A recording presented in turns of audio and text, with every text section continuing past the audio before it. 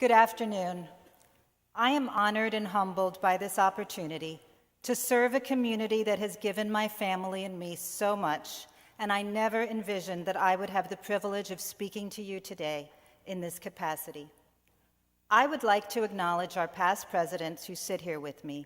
Their dedication, efforts, vision, and direction helped pave the way to position Temple Beth Am where it is today, one of the largest Reformed temples in the Southeast, and with slightly over 1,500 families, the 20th largest Reformed temple in the country.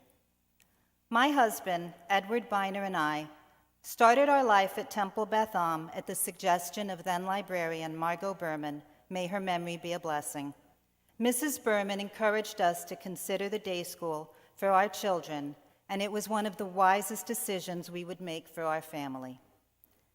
My Beth Am involvement started because David and Stephen, who are now in their mid and late 20s, went to school here.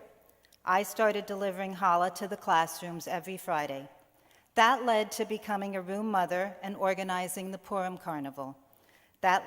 David and then Stephen became involved in our temple youth group, BAFTI, and I was asked to chair the youth committee. I then served on the general board, moved to the executive board as vice president of youth engagement, and then vice president of communications, where I worked directly with past presidents Susan Henkin and Adrienne Dubois. I learned much from these amazing women, and I'm happy to call them both my friends. David and Stephen stayed involved during their high school years, each serving as BAFTI president and working in the after-school program. In some ways, they paved the road for me. The more we encouraged them to embrace leadership, the more we became involved.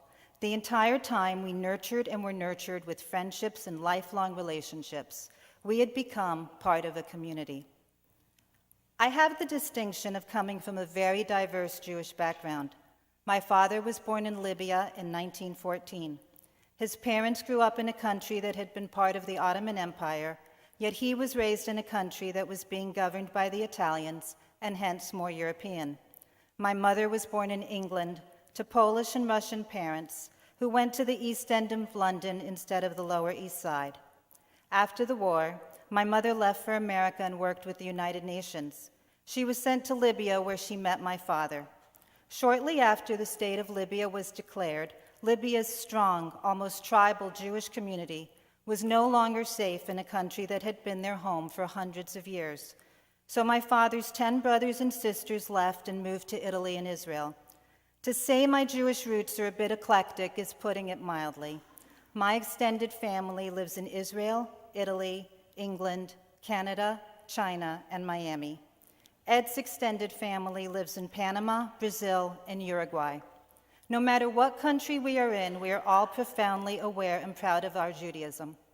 As the only American-born and Puerto Rican-raised member of my generation, I grew up without any strong national roots.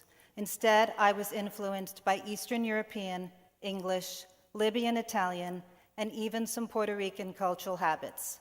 My identity transcended any nation. I knew I was Jewish. As my children grew up, I realized that as strongly as I felt about my Jewish identity, I did not know that much about Judaism. Beth Am has always offered a wonderful array of classes and lectures, and I was able to start taking advantage of them. Coming to Torah class on Saturday, I started to understand how the lessons of this ancient text are relevant to my daily life. I learned to understand the concepts of Reform Judaism and what it meant to me. And so when Bill Grossman invited me for coffee a few years back and asked me to serve as his executive vice president, I was flattered and proud to be considered. When Ed and I moved to Miami, we did not have any family or friends who lived here. Temple Beth Am has given our family that foundation.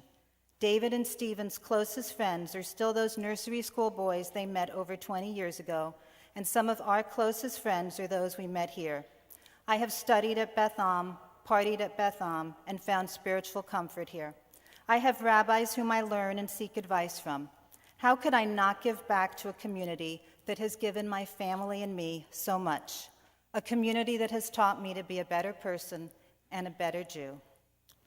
I have spent the last 2 years working with Bill and getting to know Rabbi Barris. Bill has led our temple with clarity and vision. As Adrian likes to say, he understands the business of our business while holding a deep passion for Temple Beth Am. We have a diverse and talented executive committee who are committed to making a difference in their volunteer work. I look forward to working with each and every one of you. We have an amazing professional staff led by Executive Director Bob Hirsch, and Rabbi Barris is surrounded by an extraordinary clergy team. Rabbi Greengrass, Rabbi Kempler, Rabbi Kleppe, and Cantor Nelson. One smart man surrounded by so many smart and gifted women, including, of course, his lovely and extremely caring wife, Jody. It is our collective responsibility to work together with them to keep Temple Beth Am strong and vibrant. So where do we go from here? We have accomplished much in the 2 years since Rabbi Barris joined us.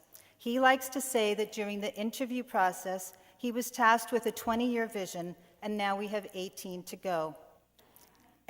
Every 2 years, we will gauge our progress as we plan to achieve new short-term, yet ambitious goals.